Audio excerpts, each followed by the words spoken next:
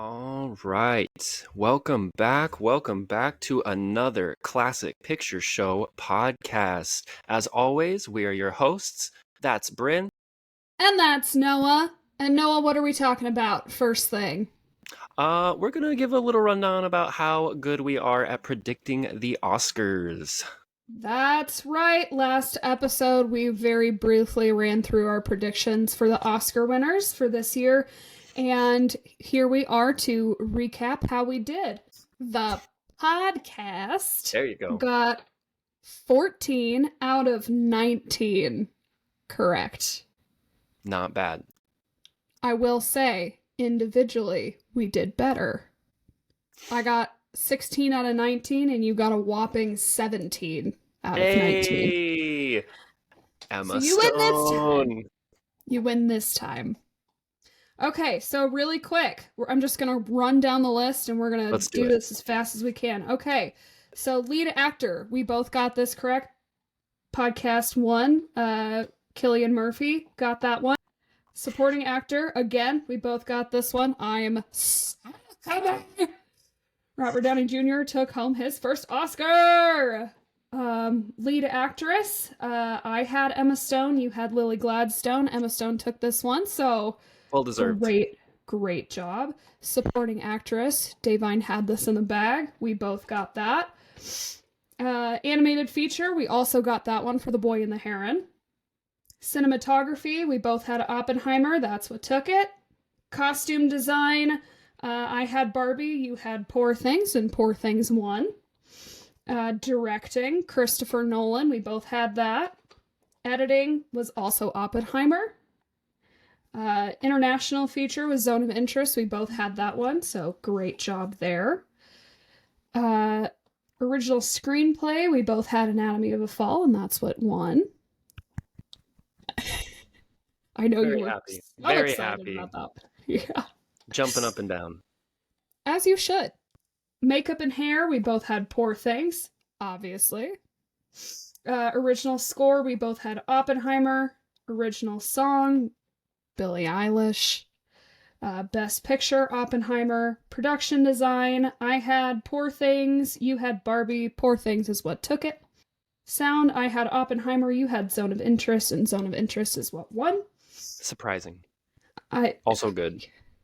I'm not upset about it. Visual effects, somehow we both got this one. Godzilla. Adapted screenplay, I had Poor Things, you had American Fiction, and happily that's what took it. And I believe that rounds out our Oscar winners for this year. How did you feel? I thought the winners were good. I thought the show was okay. They didn't show acting clips, and that's like the best part. When I was a kid and I would watch the Oscars, my favorite parts were the special effects like montages where they would show you the layers, the makeup montages, and of course the acting clips. So it's always sad to not see those. Instead, we just got a bunch of famous people congratulating each other, which is a little on the nose for a show all about famous people congratulating each other. Show me the movies. I wasn't upset to see Messi there, so at least we had that. They almost didn't let him into the Oscars, the dog from Anatomy of a Fall. I know. I would have burned it down. It's not, it can't happen without Messi. Arguably the best performance. Yeah, so Bryn, last time we talked, you had not seen Anatomy of a Fall, and now you have. And now I have. What do you think of it? We're not doing an Anatomy of a Fall episode, full disclosure, but I got to talk a little bit about it. Very briefly, I loved it. It was really good. It was a very realistic sort of whodunit type of mystery. It was very raw. I was so impressed with Sandra Hüller. 3 languages? 3 languages. Like it's nothing. Cakewalk. Like it's nothing in a dialogue-centric movie. Are you kidding me? Her back has to hurt from carrying that whole thing. And can we shout out the kid, Milo Machado Grainer, arguably the best child acting performance I've ever seen in a movie. He's stunning. Absolutely. He's stunning in it. And Messi, the greatest dog performance of all time. Sorry, Homeward Bound. close second, but yeah, messy. Oh, what a what a good dog. What a Yeah, good dog. definitely a movie that has you guessing right until the very end, and Yeah. it's just brilliant. You Brilliant. just you feel like you have it figured out, and then it kind of takes a little bit of a turn. You're like, oh wait, and then at the end you're like, oh no, no, no, no. I got it. Yeah. And you're a very like script like centric person. Like what do you think of Yes. the writing in that? The now Academy Award winning screenplay. Again, I was amazed at being able to write in multiple languages just kind of across the board and still have it flow and make sense, but also like the structure of it was incredible. Loved that. My favorite scene, of course, was the court scene where they're listening to the fight, the recording of the fight. I was amazed. It was so good. I just overall amazing. But we'll get more into detail in that in a later episode. Absolutely. We have to do a full episode on Anatomy of a Fall sometime because it's definitely one of the standout films from last year. I fully agree. All right, should we get Um, into the main meat of things, Bryn? I think we should because we have a lot of ground to cover today. Yes, we Um, certainly do. so today we are tickling the funny bone. We're bringing the laughs. We're punching you in the gut. No, that's not funny. What are we talking about? Britt and I each cooked up an independent list of the 5 greatest comedic performances of all time to us. So we have not seen each other's lists, so this is going to be pretty fun, pretty new. I actually made notes for this episode. I haven't been making notes, I've just been firing from the hip, but green shirt, green notebook, green microphone, we're ready to go. Are you ordering yours? I did order mine. Me too, so I'm glad. All right. Bryn, what is your number 5 comedic performance of all time? My number 5 comedic performance is Leslie Nielsen in Airplane. Oh, what a pick. So all of these movies are movies that shaped my sense of humor growing up, and I would just this list would not be complete without Leslie Nielsen.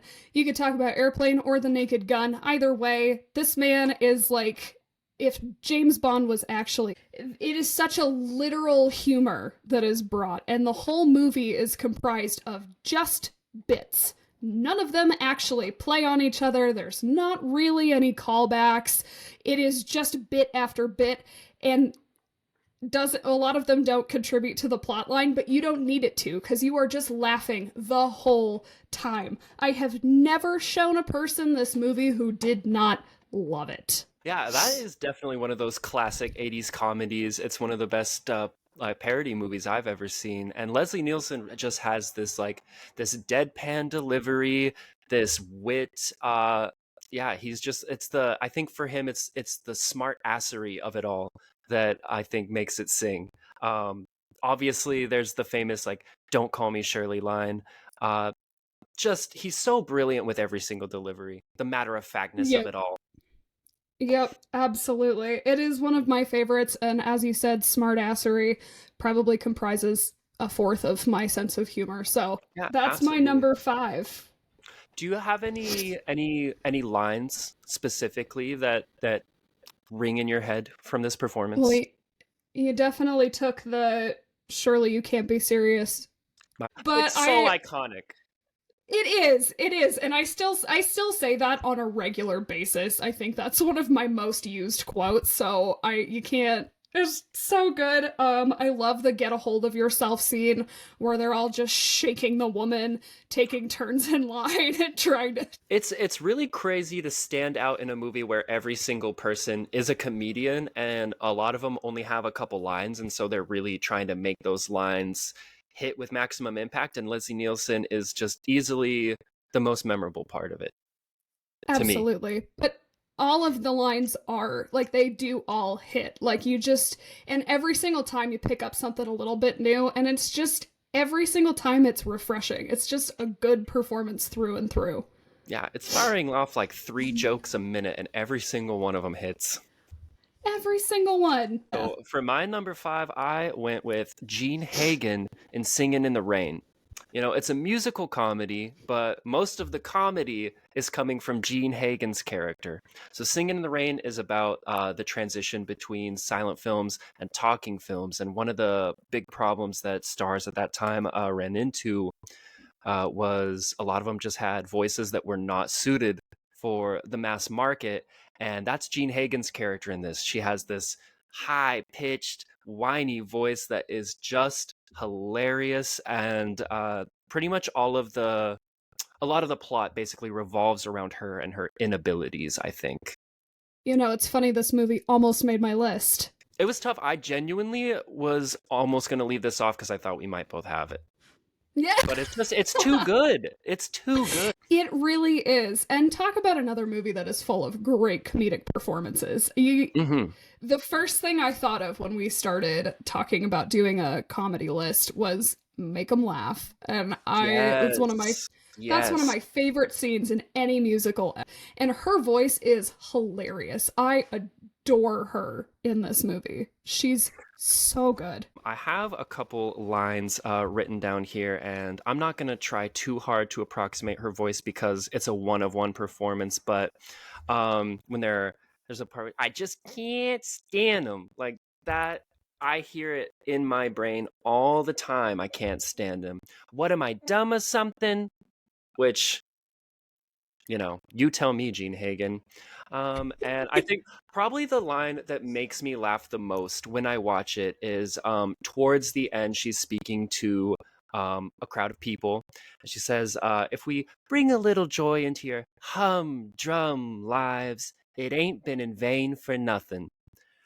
It's just one of the most memorable characters in any movie for me. Singing in the Rain is just one of those classics I can just watch over and over again, and I genuinely am most excited to see Gene Hagen when I watch that movie. If you haven't seen Singing in the Rain, this is your sign.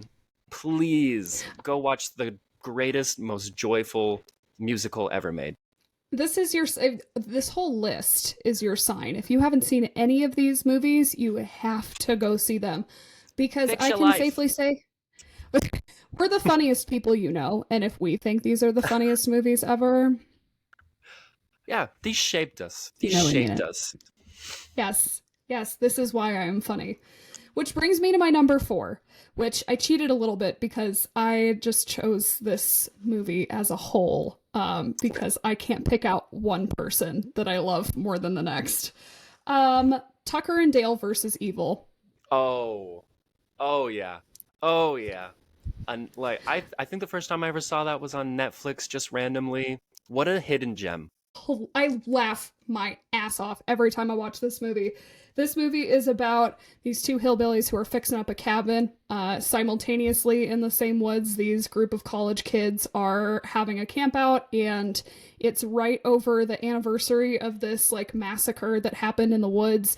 Anyway, these college kids stumble into these two hillbillies at one point. There's a huge misunderstanding that these hillbillies are the killers and they're out to get them, when really they're just trying to save one of their friends.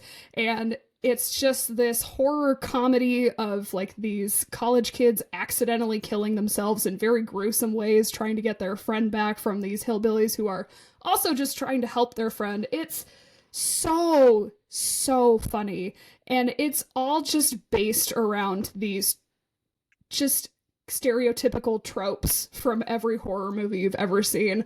My favorite scene is the wood chipper scene. How do you top it? I think for me, it's the scene where they're running through the woods. Yes. Yeah, the scene where they're running through the woods is so surprising. Like, you don't want to laugh, but the way it happens, it's just like, okay. And that's the whole movie. It's like this shock factor, which like plays on the horror, but then it's also hilarious. Like, you have a chainsaw, you're running from bees, kid impales himself. Like, it's just the whole thing. You can't stop laughing the whole time, but it's also still very jarring. And it wouldn't be me if I didn't talk about some kind of horror in the comedy. So. I was gonna say, that's a perfect Bryn pick. The comedy, the horror. And it's really well written. It's like really funny, really smart. Yes. Full of good lines, too. Just all around. I guess if I want to single one person out in this movie, it's Alan. I think it's pronounced Tudyk. But Yeah. he is so good in everything he does. He's got a really distinctive comedic voice. If you've ever seen 28 Days Later with Sandra Bullock or A Knight's Tale with Heath Ledger, he's great in those as well. But this is definitely probably his meatiest role that I've seen, and I think he just shines in it. He absolutely does. A perfect person for that role. So I love him Absolutely. in it. What is Oh, your number 4? my number 4, I went with Gene Wilder in Young Frankenstein. That is a movie that I watched over and over and over and over as a kid. It's another horror comedy. And Gene Wilder, I think most people know him from Willy Wonka, of course, but this is without a doubt his best work. He is a total live wire. He's slowly slipping into insanity. There's lots of wordplay that is just great. Like he is kind of the central crux of most of the jokes, that, all the dialogue based jokes. I couldn't even pick out like one specific line from this because most of it is dialogue between people. But there's a moment I always think of where he's sleeping and he's having a dream about destiny and he's screaming about his destiny in the bed and tossing and turning. And it's just something that I think only Gene Wilder would bring to the screen the way he did. Like, it's just a very unique, really funny It is performance. the perfect amount of unhinged, but he has perfect control over it the whole time. It's Yeah. just this one was on my honorable mentions list. I loved this I one. love that. Yeah, it's a very big, a very broad performance. He sort of starts off as Hmm. like the straight man, and everyone else is really goofy around him. And the way he changes over the course of the movie is such a treat. Yep. Just his Shh. comedy becomes a little bit more unglued the whole time, and it just you see it like open up over the course, and it just what it blossoms into at the end is it's just unbeatable. Shout out to my family for having the DVD when I was young, so I could watch it over and over and over and over. It's definitely a comfort movie. But I don't know Hmm. if that's like a normal comfort movie for people, but it's one of mine. It's one of my Yeah, favorites. I'm gonna spare the podcast, but that's a movie I can probably recite from memory. You know, if it Uh, weren't for copyright, I might hold you to it. what's your number 3, Bryn? Okay, I don't think this one's going to surprise you at all, and I'm really hoping it's on your list too. My number 3 is Black Dynamite. Bitch! That's my number 1 pick! That was my number Yes! 1 pick! All right, let's go. Let's go. Let me flip my pages in my notebook. Let's talk about, oh, you know what? He's super bad. He's out of sight. Let's talk about Michael Jai White in Black Dynamite. I've been waiting to say that for the whole week. The whole week I've been waiting to say that. The second we started talking about doing this episode, I was like, this is ending up on both of our lists. Without a doubt. There's no way. This is the movie that I would call bad, bad, good comedy. Yes. This is one of the most important movies of our friendship. This is a movie we've watched together at like a minimum of 4 times, minimum. At least. Yeah, what do you even say about Black Dynamite besides it's the best movie of all time? Citizen Kane is the Black Dynamite of movies from the 40s. That's how good this shit is. I'll accept it. All right. Let's where do you want to start with Michael Jai White? the the physical comedy, the lines, the delivery. Yeah, let's take a pause for a second. If you haven't seen Black Dynamite, we're not going to spoil anything too bad, but what you're going to do first, you're going to pause this podcast. You're going to scour your city's pawn shops for a Black Dynamite DVD, or you're going to go to Google and type in Black Dynamite whole movie watch free. Something like that. Watch this movie and laugh your ass off. It's a parody of blaxploitation movies from the 70s, Hmm. and it is the best blaxploitation parody out of all of them. Out of Pootie Tang, out of Undercover Brother, out of I'm Gonna Get You Sucker. Nothing I think achieves what Black Dynamite achieves. It is so good. I Is have never seen anything like it, ever. My favorite thing about it, and I feel like this is hard to do well, is that it looks so cheaply made on purpose, and that actually adds to the humor of it and to the look and feel of the 70s. Yeah, I mean the guy playing Black Dynamite, Michael Jai White, he looks like he's right out of the 70s. He looks like Shaft mixed with Bruce Lee, and he is taking ass, kicking names all over the town. Let's see here. I've got a couple notes here. I have most memorable character in history. That's true. Um, it's just got a genuine love for the movies that it's parodying. It does have that sort of Bryn was talking about the low budget look of it, which is it's part of the joke. It's got the film grain. It has like the golds and the browns of the color grading of the time. And Black Dynamite is just the perfect character in the perfect setting. He's like a demigod war vet. He used to be an orphan. Uh, Did you know this, Bryn? Because I've been researching specifically this movie all week.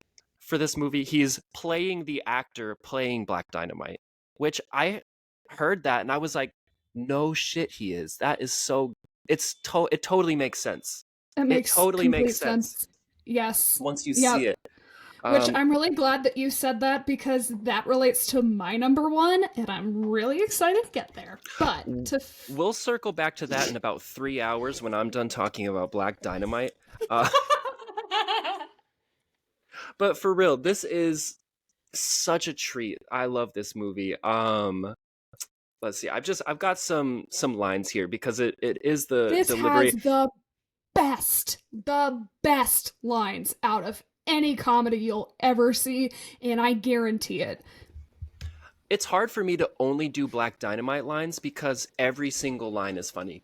Every Yes. single line is funny. And I think a lot of what it is, I think you said it was the delivery earlier for him, and he Mm-hmm. just finds the way to maximize every single line. Probably my number one favorite line in the whole movie. I threw that shit before I walked in the room. After a what is it called, a boomerang impact, literally the funniest part of the whole movie because it makes no sense. uh, I've got, now Aunt Billy, how many times have I told you not to call here and interrupt my kung fu? Now, this one I did have to include one other speaking character, but he gets in somewhere he shouldn't be. Someone goes, how'd you get in here? And he goes, I walked in. Of course you did, of course you did. Of course you did. I have a whole other page, Bryn. Do you have any lines? Anything? My I favorite, and went this is I went crazy on this one. my favorite one that you didn't say already, and this is one that you and I quote all the time, is just, Euphoria, you better shut the fuck up. I know it's you. I ain't even gotta look. It's so unhinged because they're having a nice conversation, and one girl pokes her head in and says one thing, and he loses it. And you have to see this movie to see that scene, specifically My, that one scene. I did have that one on the list, believe it or not. no, I've I got believe it. First Lady. I'm sorry I pimp slapped you into that china cabinet. I also have children are orphans, and orphans ain't got no parents. That was my next one. That was my next one. Oh Oh, my goodness. every single one is just it's just a home run. Yeah, and he's I already said he's like this demigod war vet, but he's also like he'll wax philosophic. He'll say all these crazy things. One of my favorite is, at long last, our friendship bonded by the struggle against the man has been brought to an end by kung fu treachery. Who who writes these lines, and where do I send the Nobel Peace Prize? Because this is the funniest movie I've ever seen. Black Dynamite Hands is the down. funniest movie of all time. I really thought this was going to be on your list. I thought you'd have it number one too, because when I brought up the idea for this podcast, the first thought I had was like my number one has to be Michael Jai White. It is the funniest performance to me in all of history. And it was so hard to order this list. And I'll explain why the other two are ahead of it when we get there, but um I I feel like this is a core memory for me. This movie is a core memory for me. I mean, there is literally your life before you've seen Black Dynamite, and then there's your life after. It's the most quotable movie ever made. It's endlessly rewatchable, and you got to see it. I don't have anything else to say. Pause this podcast and go watch Black Dynamite and tell us how right we are in the comments. If you are going to ignore our suggestions on every other movie on this list, do not ignore this one. You have to see it. You will not regret it. In fact, you will thank us, and you can do so in the comments. All right. That was a great pick, Bryn. Great pick. Is it I guess it felt like both of our turns. It sure did. But I feel like I've robbed you of one now. No, not at all. I've been thinking this was going to happen all week long. I was ready for it. Yeah. But yeah, Michael Jai White, my number one pick. It's my number 3 now? Yes. Yes, all right. This is another one that I really think might be on both of our lists. I'd be a little shocked. But my number 3 is Ralph Fiennes in the Grand Budapest Hotel. Good pick. Good pick. I tell myself. It was so close on my list. It was so close. Like, I think it's the perfect Wes Anderson movie performance. And all of his movies are funny, but I think he gets the, like, while making you laugh, he really gets to the melancholy under the formality of everything, which is like, that's Wes's whole thing, the melancholy under the formality. And it's just like, it's a match made in heaven. I think it's definitely the best in a Wes. He's got one of the movie's all-time great mustaches. I just love the delivery of every line. It's very, like, it's pragmatic in a goofy way. There's this matter-of-fact deadpan delivery in all of his movies. I think, like, he finds the humor in the stuffiness of everything, because he plays this really fancy hotel. What's the word? I almost said lobby boy. Like concierge. Concierge. Yeah, he's a concierge. And he just totally plays up the stuffiness and finds a lot of the humor in it. He's got these just bursts of verbosity. Like, he'll just pack in a whole lot of lines real fast. And it's so good. He's obsessed with his cologne, L'Eau de Panache.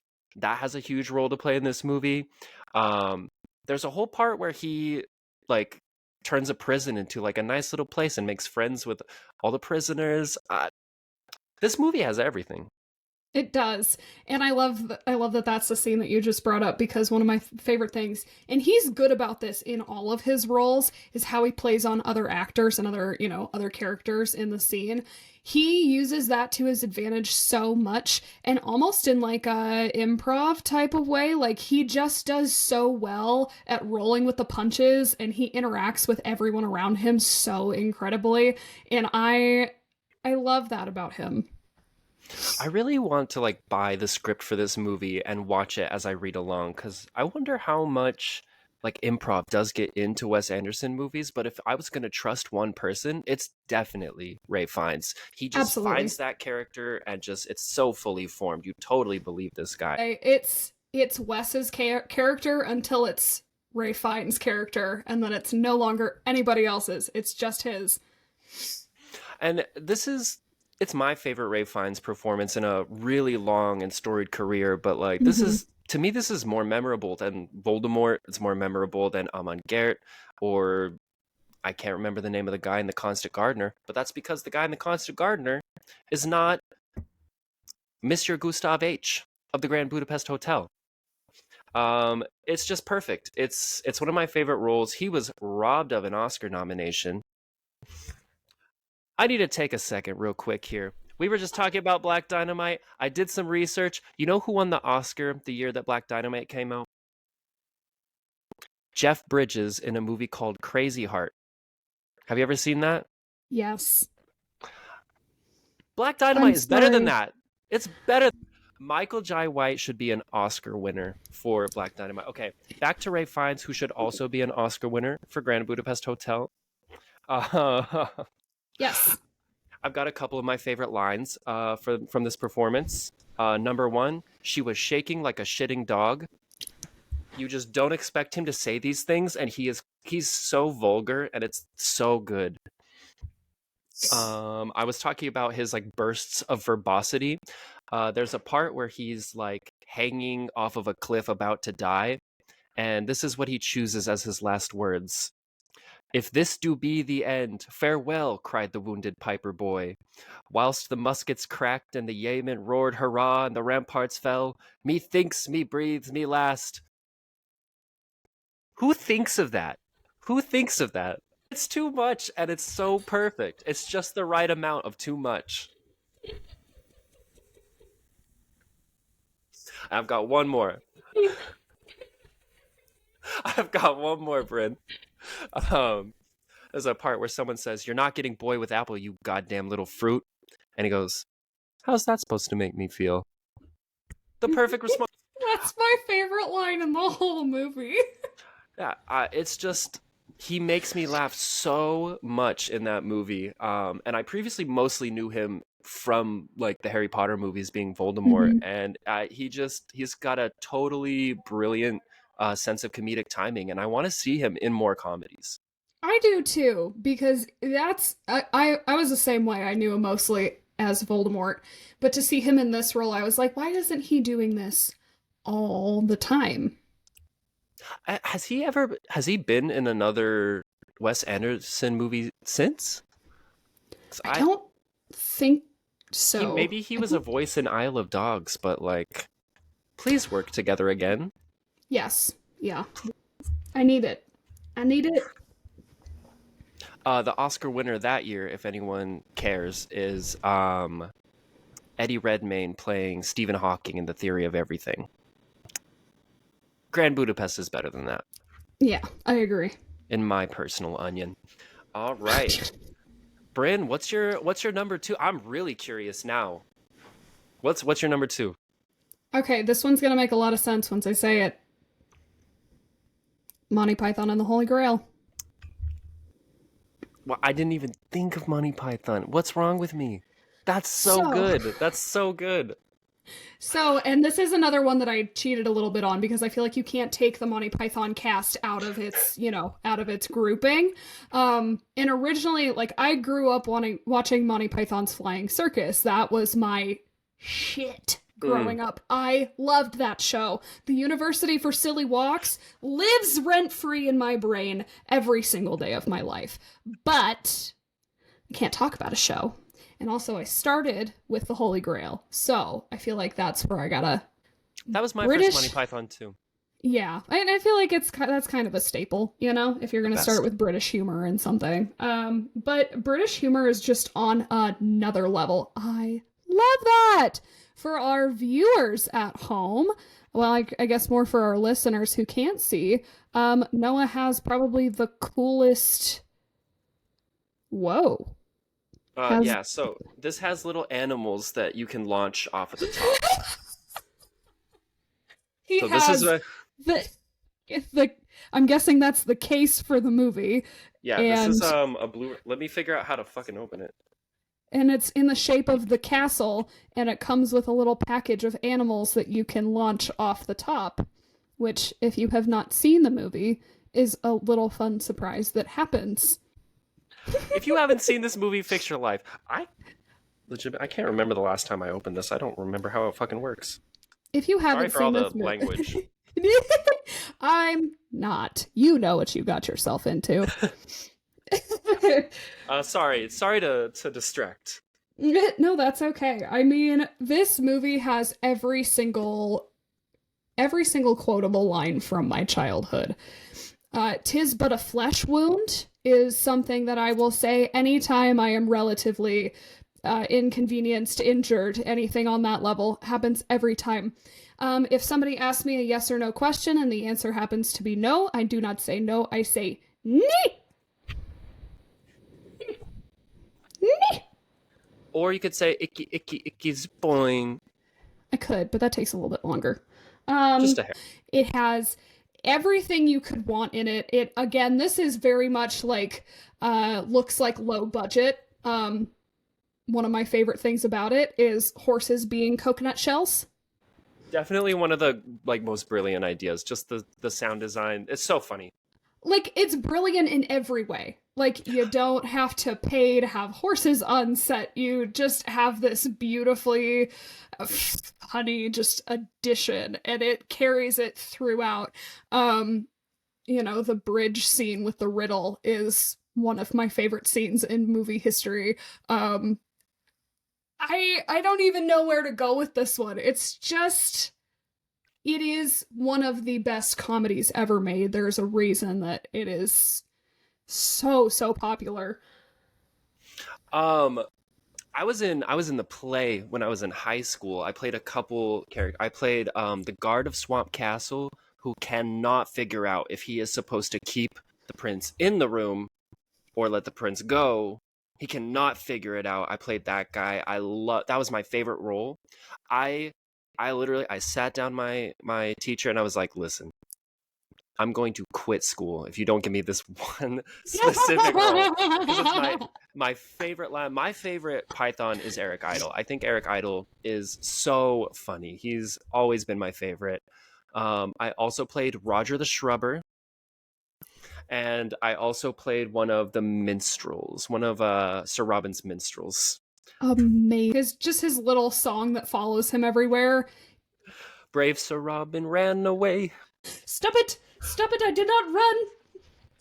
And I mean, it's just this small troop of guys, and they do all the different characters. And I mean, has anyone ever worked so well as a group as these guys? Because they had the perfect sense of humor for each other, and they all bounce off each other in such a way. And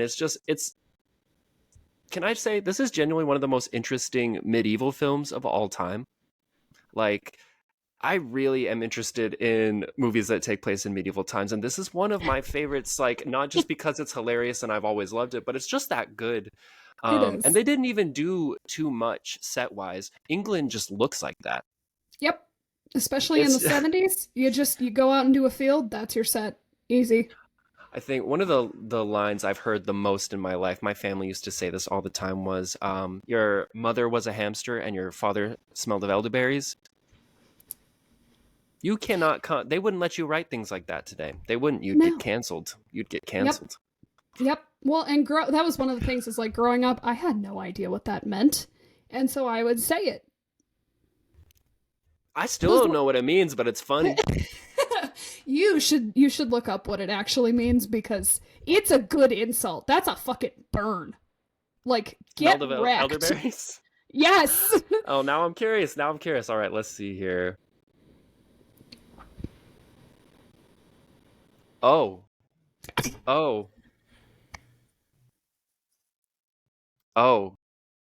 I see. Everyone, please Google that insult because that is very incisive. It is. That is a grade A. How did I not know that? How did I not know this? I think I learned that when I was like 12. Should I just say it? Yes. It implies that King Arthur's dad is a drunk who has sex with rodents. That is so good. Leave it to the Brits. Leave it to the Brits. You know, usually I don't condone being British, but these guys get a pass. The only ones. Everyone else has to stop being British. If you can't pick out just one person's performance, is there one maybe specific character or anything in this that you really, really like? Mine's the Guard of Swamp Castle. That's a hard question. That's a really hard question. I do think the knights who say "knee" are my favorite part. That just makes me so happy every time I see them. They're so good, and every time they come back, they say something different. Yeah, they're in need of a shrubbery. They have so much going on. Man, I don't even know what else to say about Monty Python and the Holy Grail. That's one I movie mean, I I just could go assume people have for seen. I could go for hours on Monty Python. Anything. I mean, The Life of Brian, The Meaning of Life. Like, you name anything, it's gold what It's they in put there. out. Hmm. So, Yeah, I just assume everyone has seen that movie. I can't imagine not having like your dad sit you down and show you that movie as a child. Like that's something we've all experienced. I'll tell you what, I am going to lovingly call out my coworker here. She has not seen it, and I told her that if we are going to remain friends and also coworkers, she is going to have to go see it. I'm pretty sure. I mean, it's so easily available. It is. It's It's everywhere. It's everywhere all the time. and it should be. Yeah, it's become a total cultural staple. It's just It that is. funny. Yes. Again, it is 4 minutes. So, all right. What is your number two? All right, this is I I had a really hard time coming up with I guess this is my last one because we already talked about Black Dynamite. Well, anyways, this is fun. This is fun. I was going to choose a Charlie Chaplin movie, but I ran into a Me problem. too. I ran into a big problem, Bryn. I couldn't pick one. I No, couldn't that's pick why one. I didn't include any of them because I No, couldn't pick literally. one. I was like, of course I'm going to choose City Lights, but then I was like, okay, but some of his funniest bits are in modern times. And then I was rewatching Modern Times and I was like, what about the Gold Rush? And then I was watching the Gold Rush on YouTube. By the way, most of Charlie Chaplin's movies are available on YouTube. Go watch them. Yes. Yeah. And then I was thinking about The Great Dictator, and I just felt like I can't pick one, and I can't pick all of them. So I made a hard left turn. So my number two is Anna Faris in The House Bunny. I I knew you were going to talk about this one. The House Bunny is so funny. It's Anna Faris in like a role perfectly made for what she does. She's like so ditzy, but she's so sweet. And I think one of the movie's great strengths is that it doesn't like dislike her character. The movie's not making fun of her. Like I mean, she's great. It's like Legally Blonde, like in the Mm-hmm. way that it kind of celebrates her and like lets her grow and be who she is. And Anna Faris is just totally delightful, floating through this world as a former Playboy bunny who gets involved with a bunch of sorority sisters and tries to help them keep their sorority house. Um, yeah, I got to shout out the script writers who, when I tweeted about this movie and how much I loved it, they both retweeted me and they were both very sweet. Um, yeah, that That's was so fun. cool. But yeah, I think this is just a great movie that like really loves her and she Mm-hmm. totally shines. Um, I want to know how much of this just came from the depths of her comedic genius. To me, the part I always think of first when I think of this movie is, first of all, greeting her cat Pooter in the morning. Love that. But the best part is when she meets someone new and she repeats their name back to them because she does this guttural growl that is so off-putting and so unexpected, and she does it every time like it's nothing. Um, it's a movie that I can watch over and over again and laugh as hard every time. It's extremely rewatch. I literally watched it last week. I don't think I'll ever get tired of watching this movie. And there are a lot of movies where like I watch it once and I'm good. Like that's fine. Even comedies. But this is not one of those movies. This I will watch until I am in the grave. It is so good every single time. Yeah. Instead of the mahi mahi, can I just get the mahi because I'm not that hungry? That's my favorite line. I say that all the time. Um, One thing that for a while I was in a bad habit of saying that I've worked out a little bit. There's a part where she gets burned by steam and she goes, bitch suck. And bitch suck is the funniest 2 word string I've ever heard. Like, I just can't get over how she says every line. And this is a girl that's brilliant in every comedy she's in. She's in, of course, all the scary movies. I love her in a bit role in Lost in Translation, where she's actually kind of making fun of Cameron Diaz a little bit. Which, if you know that watching her, it's like, oh my, she's killing it. But the Yeah. House Bunny, like this is her calling card. Like Mm-hmm. that's her crown jewel of brilliant comedies. Yes.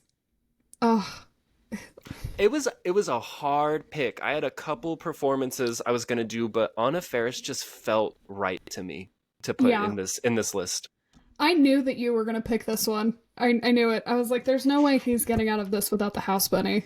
It's just so good. It's just so, and shout out Emma Stone. I mean, talk about a girl who has range, but she gets her an episode later, so.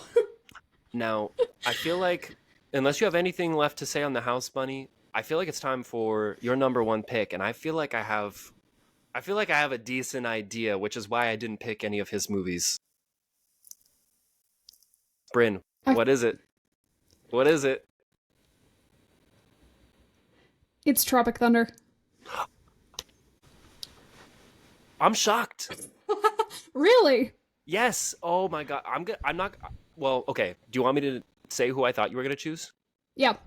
I thought this was a shoe-in Buster Keaton in Steamboat Bill Jr. inclusion. Okay, so similar issue with Charlie Chaplin. Mmm. It happened to both of us because I thought I'd pick a Charlie Chaplin and you'd pick a Buster Keaton, and that way we'd talk about both of them. And then neither of us did it. I didn't do any of it because I was also thinking Harold Lloyd and Safety Last, but I watched that last night. So good. So one good. of my favorites. But I want to save Steamboat Bill Jr. for my favorite movies episode. Spoiler alert. But yes, okay, so Tropic Thunder is my favorite because, and it's not just because Robert Downey Jr. is in it, but that's a huge part of it. It's star-studded cast, but of course my favorite performance is Robert Downey Jr. in this movie. And he's actually recently gotten a lot of odd backlash for this movie because people are taking it entirely out of context. So I can understand why people looking at the face of it would maybe be a little unsettled. For those of you who have not seen it, stop listening to this right now and go watch it. For real this time. For real this time, though. For real. Otherwise, you're gonna think that I'm defending something absolutely horrific. So No. The problem is when people talk about these things, they haven't watched the movie, and so they don't have context. I need you to go watch it because I'm going to explain. We're not trying to get canceled here. I'm not trying to get canceled, but I need you to listen. I need you to watch it and then listen to the rest of this. So this movie is about a bunch of actors who are being sent to Vietnam to film a film adaptation of a Vietnam War vet's memoir. The filming is not working out. It's behind schedule. It's over budget. There's all these problems. And so the filmmaker decides he's just going to send all of these actors into the jungle to film it documentary style. Every single one of these actors, not the actual actors, but the actors they're playing, are problematic in just about every way. Robert Downey Jr.'s character is an Australian actor who went through a procedure to become a black man for this role. Now, people are upset without having seen it because it just looks like Robert Downey Jr. doing blackface, which is not okay. We're not condoning. No condoning. No, but the whole movie is a satirical commentary on how shitty Hollywood is. Yeah, it's the whole thing. The inappropriate lengths that actors and studios will go to to deliver things, the insensitivity and Yes, and so yes, the whole movie Hollywood is full the joke. of it is, and so the whole movie is full of kind of abhorrent behavior and terrible lines that are actually great if you take them in context, and it's hilarious because it touches on all of the awful things that celebrities will do, that Hollywood will do to get where they want to go. And this is just one of my favorite Robert Downey Jr. performances because, as he says, he's a dude playing another dude, you know? Like Black Dynamite.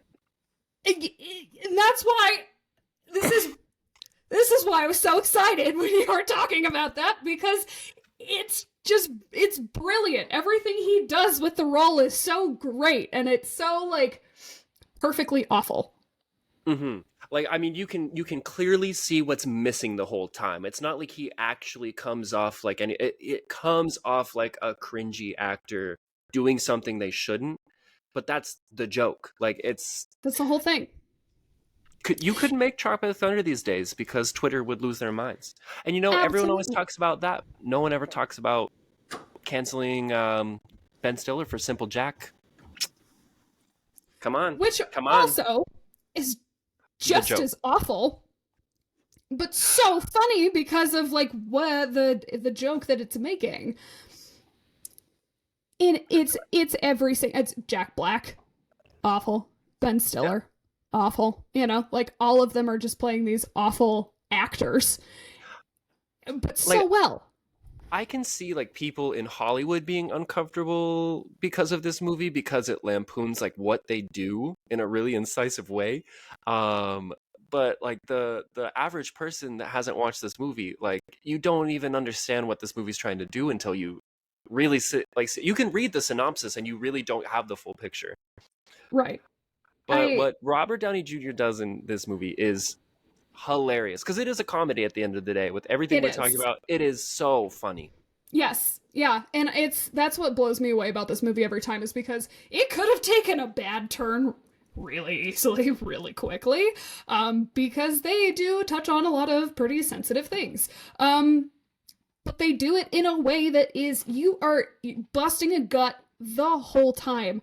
I cannot not laugh out loud while watching this movie. It is so freaking funny. Yeah, and it's consistently surprising. Like it's really smart. The writing is terrific. But you don't always know where that movie's gonna go, and it's always got something like in it up its sleeve for you that is a total surprise. There is a cameo in this film, and the first time I watched this movie, I had no clue. No clue. And even looking at it now, it's like, there's just no way. And it's so funny. One of the best cameos I've ever seen. I will not reveal it. I will not. You have to watch it, and you have to guess who it is. And if you guess right, without watching the credits, I don't know, we'll applaud you or something, but... So are you choosing this movie again as, like, all the performances, or are you singling out your man's, RDJ? I mean, I easily could talk about all of the performances in it because everyone's just great. But I am specifically talking about Robert Downey Jr. because Now, is it Al Pacino? Now, not Al Pacino, but Al Pacino. That's the other guy in the group, right? Yep. Brandon T. Jackson. I think the line I think about most from this movie, because Robert Downey Jr. is just so far down his rabbit hole. He says something about you people. Robert Downey Jr. is getting his like panties in a knot because of something that he doesn't have any right. But there's an actual black person right there, just like, come on. That's the funniest part of the whole movie to me. My favorite part is him having his like self-actualization when they're all trying to get out after rescuing Ben Stiller's character. They're all trying to get out, and he has this very dramatic, like, I'm not this guy, and I'm not this guy, and I'm not even this guy. And he pulls out his contacts, and he, like, wipes off his skin and pulls off the hair, and it's just having like this, a procedure. Come on. I know. Bradley it's just Cooper like... went through a procedure to become Leonard Bernstein. Come on. But he's just having this meltdown, and they're all like being hunted. It's just performance for me. And they do make sure you know that Robert Downey Jr. is not a black man, because they show all these like Oscar bait trailers for movies he's been in that are so good because that shit would win Oscars if it came out. You know it. You know it would. I mean, I love that this is the second time that we've seen Robert Downey Jr. and Tobey Maguire be gay for each other in a movie. Hopefully not the last. Hopefully not the last. Get them back together. I need it. Oh man, what a good pick. What a good pick. Do you have any other things to say on Tropic Thunder? I don't think so. I don't know that I can. I mean, that movie has a lot of great lines in it, but none that I can quote without people being angry. We've already sworn plenty, but you just gotta watch. You just gotta Yeah, watch. but there's a difference between swearing and saying really offensive shit, so I'll refrain from that. But you do have to go watch it. It is really, really just, it's a good time start to finish, but I think it is honestly a very accurate look at how just awful Hollywood is. You know, I'm thinking about this now. We have 3 movies out of 10 here. Well, out of 9.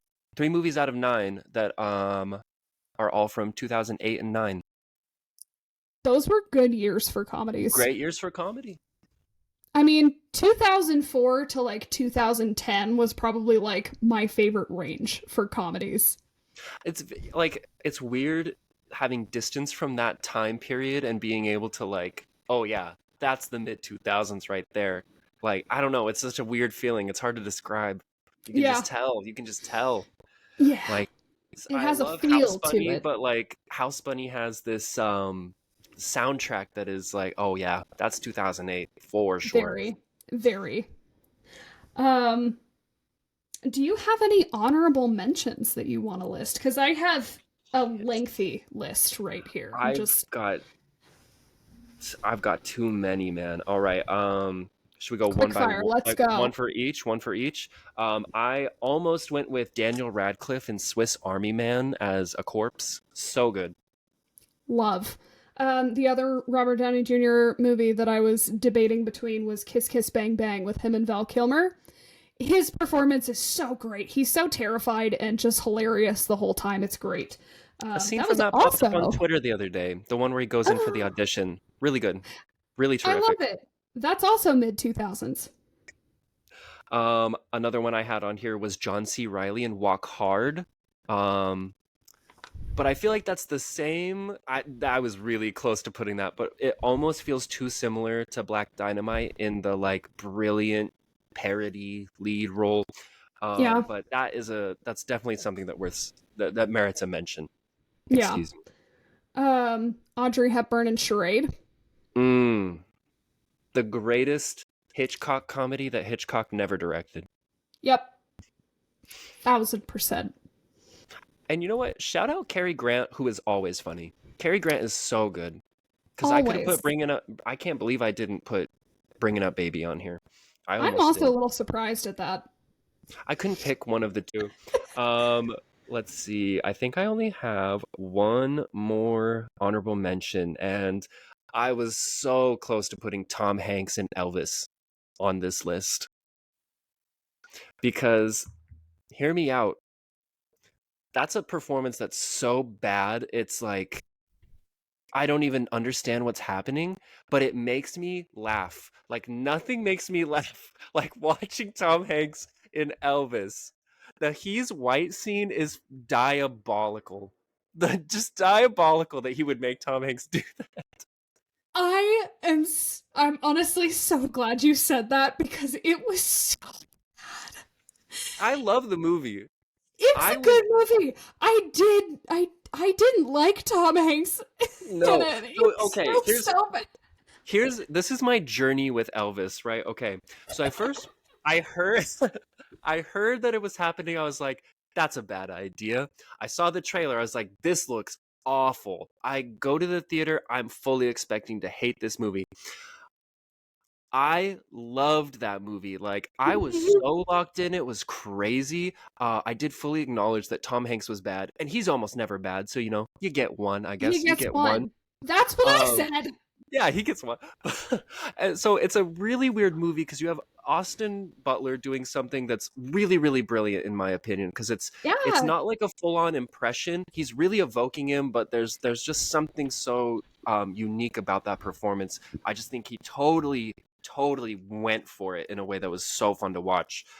So you have this brilliant Austin Butler performance. You have this breakneck, like borderline, like drugged out editing style. There's like, what is happening? Mm-hmm. And then you have Tom Hanks giving the most head scratching performance of all time. I've seen this movie a couple times now. I have looped around on it being bad, and now I think it's a feature of the movie. Like there is something to be said about having that sick little goblin freak lurking around the corners of the frame. Like it is so good. He's like walking around like Gollum in this thing. Elvis. Like it's so good. Form the Christmas song, Elvis. Yes. Like, maybe I should have put it on. You know what? You took my number one. You took my number one as your number three. My number one funniest performance of all time. Tom Hanks and Elvis. Oh, my face hurts. It was so, and like I spent probably a majority of the movie going, do I hate this because it's bad, or do I hate this because I'm supposed to hate this character? And I got to the end and I was like, no, I hate it. Yes. Something calls me to rewatch this movie. Like I'm really compelled by it, and it's got to a point where I just love it.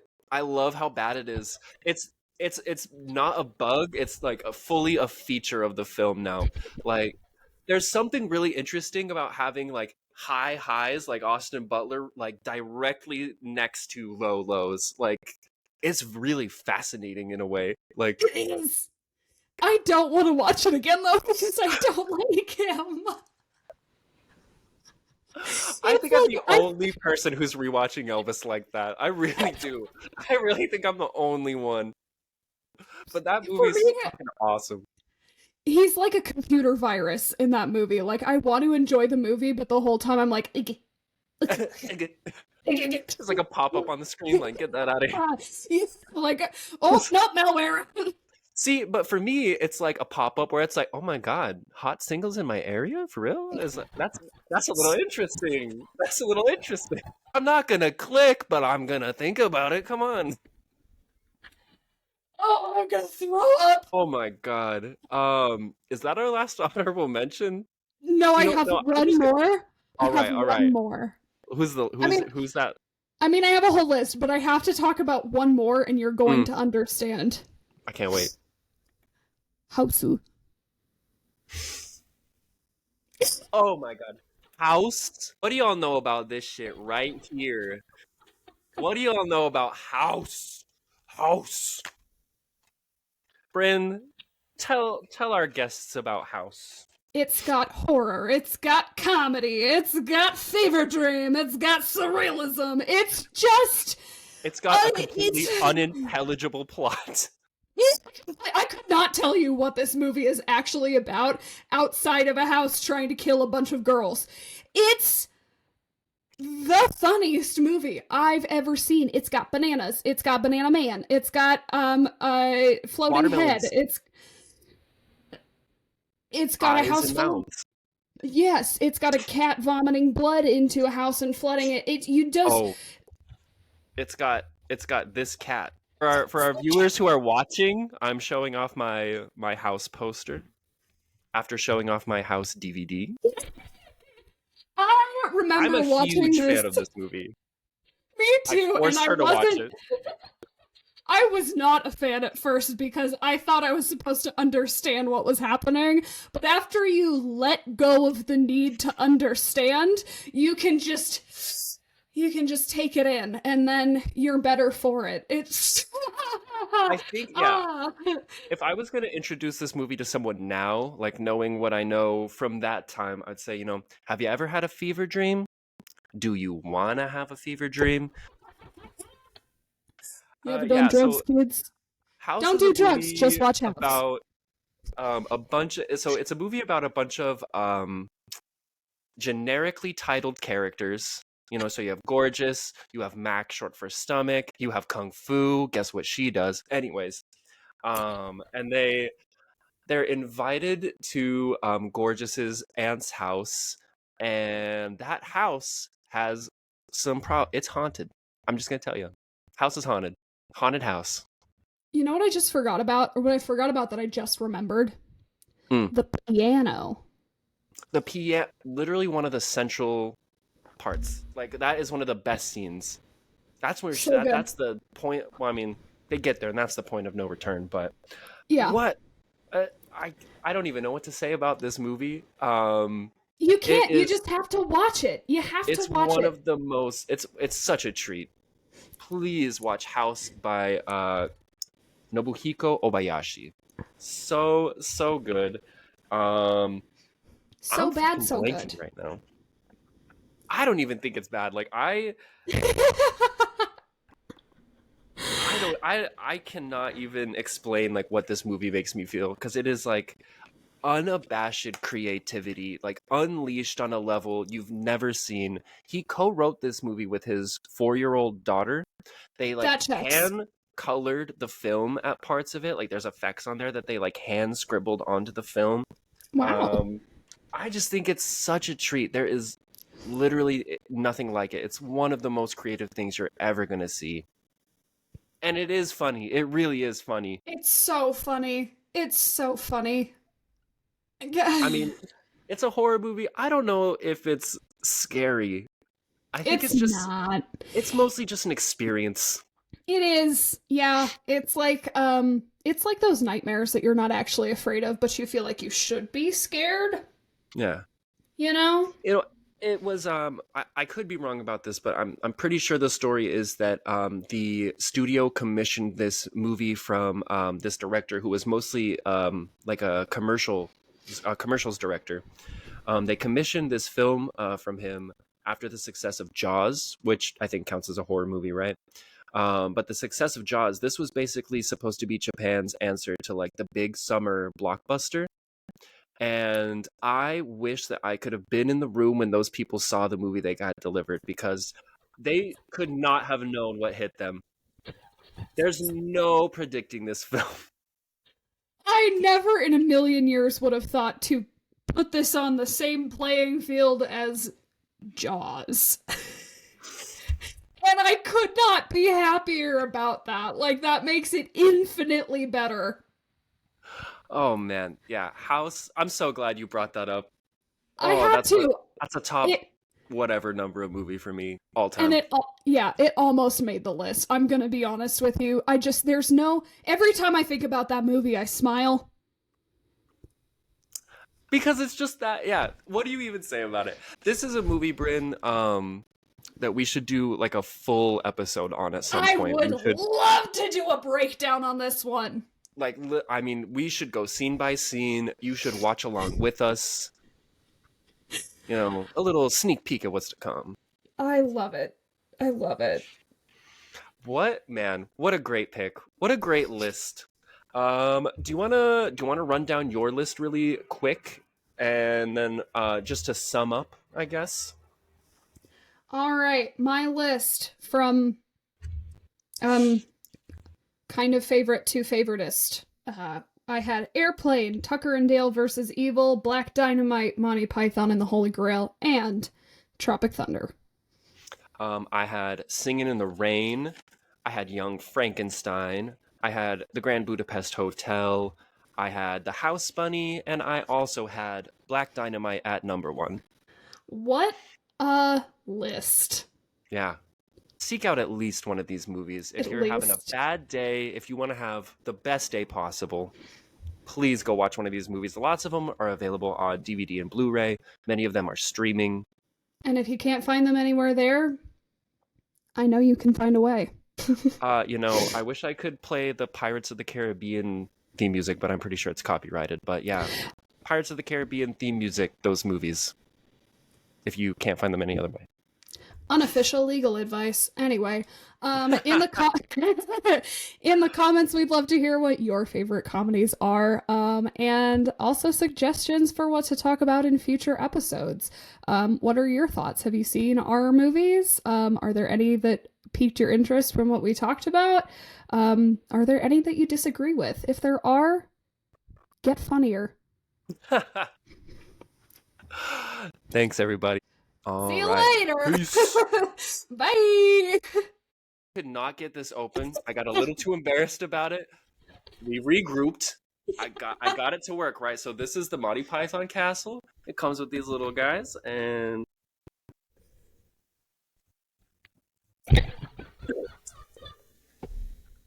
pretty fun. The way that perfectly shot at the camera, it's just Yeah, so worth it. So worth it. amazing.